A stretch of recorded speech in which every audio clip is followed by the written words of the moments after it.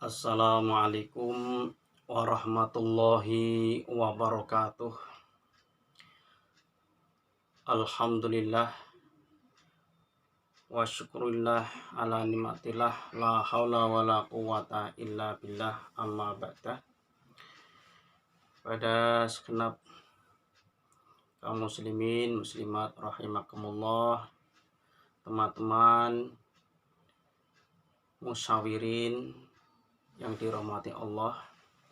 Alhamdulillah, pada kesempatan kali ini saya masih diberi kesempatan untuk membacakan hasil keputusan musyawarah rekan-rekan musyawirin yang membahas tentang hukum-hukum waqi'iyah yang sering terjadi di masyarakat.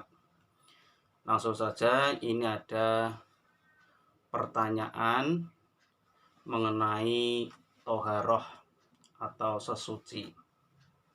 Soal yang pertama, bagaimana hukumnya air banyak, dalam kurung air 2 kolah atau lebih, yang kejatuhan najis, kemudian sebagian berubah, sebagian tidak berubah. Jadi ini ada air jumlahnya 2 kolah atau lebih, terus kemasukan najis, ada yang berubah dan ada yang tidak berubah. Terus hukumnya bagaimana? Nah, ini jawabnya para musyawirin. Jawabnya adalah air yang berubah dihukumi najis, sedangkan yang tidak berubah hukumnya tetap suci kalau air tersebut ada 2 kolah. Jadi kalau air 2 kolah, kalau kemasukan najis kok berubah, yang berubah itu dihukum najis, yang tidak tetap suci. Keterangan ini diambilkan dari kitab Fathul Wahhab juz 1 halaman 4. Saya bacakan. Amma idza ghayyara ba'duhu fal mutaghayyir najsun wa kadzal baqi illam yablugh kullataini. Di keterangannya tadi seperti tadi, kalau airnya itu yang berubah dihukumi najis, kalau yang tidak berubah dihukumi suci. Soal yang kedua, bagaimana hukumnya air sedikit yang digunakan untuk memelihara ikan dan ikan tersebut mengeluarkan kotoran di dalamnya, seperti di akuarium misalkan ya. Hukumnya airnya yang sedikit dimasuki ikan, terus ikannya mengeluarkan kotoran. Nah, hukumnya air tersebut bagaimana? Jawab, hukum air tersebut najis, akan tetapi dimakfu. Airnya najis tapi dimakfu. Bila air tidak berubah dan pemeliharaan ikan tersebut memiliki tujuan atau tidak main-main. Jadi airnya itu yang di kolam atau di akuarium, kalau tidak berubah kena kotoran ikan tersebut dihukumi najis tapi dimakfu. Tapi kalau berubah ya tetap najis, tidak dimakfu. Kalau masukkan ikan tersebut tujuannya tidak main-main. Kalau tujuannya cuma bermain-main ya tetap najis. Keterangan ini diambilkan dari kitab Kasifatus Saja halaman 20. Saya bacakan.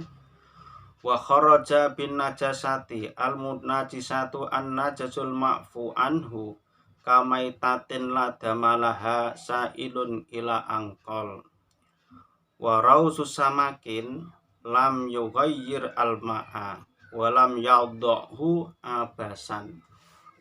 Nah, soal yang ketiga, ada orang yang hadas, orangnya punya hadas, memasukkan tangannya sebelum membasuh wajah ke dalam air sedikit, dalam kurung kurang dari 2 kolah. bagaimana hukum air tersebut. Jadi ada orang yang punya hadas, misalnya belum wudhu misalkan, atau hadas besar. Dia itu memasukkan tangannya ke ada air, ya, ke air sebelum membasuh muka, tangannya saja dimasukkan. Nah, itu hukumnya air bagaimana? Jawab, air tersebut tidak dihukumi mustakmal apabila pada saat memasukkan tangan ke dalam air ada tujuan mengambil air. Jadi air yang baru dimasuki tangan tersebut itu tidak dihukumi mustakmal, nah, karena belum ada menggunakan untuk bersuci dan ada tujuan mengambil air. Nah, keterangan ini diambilkan dari kitab Al-Anwar juz 1 halaman 6. Saya bacakan.